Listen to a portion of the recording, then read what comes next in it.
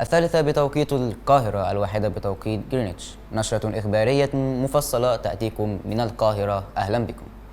أكد وزير الخارجية المصري سامح شكري أن مفاوضات سد النهضة لم تؤت ثمارها، مشددا على أن الدولة المصرية تدافع عن مصالح شعبها، وأعلن أن مصر دائما تسعى لاتفاق قانوني ملزم بنظم عملية ملء وتشغيل سد النهضة بما يضمن التنمية لإثيوبيا وعدم وقوع ضرر على دولتي المصب. وأشار إلى أن الدول الثلاث خاضت مفاوضات طويلة، وقدمت مصر رؤى حول كيفية إدارة الملف بصورة متسقة مع قواعد القانون الدولي وتجارب الدول الأخرى.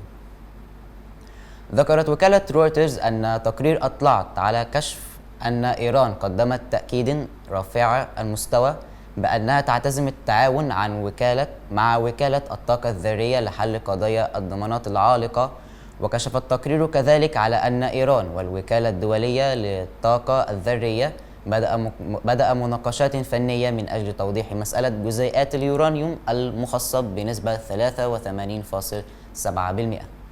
وأكدت طهران أن استعدادها لتقديم مزيد من المعلومات والمساعدة في تحقيق الوكالة المتعثر منذ مدة طويلة بشأن جزيئات اليورانيوم التي عثر عليها في 3 مواقع غير معلنة في البلاد. انتهت النشرة، شكرا لكم على طيب المتابعة.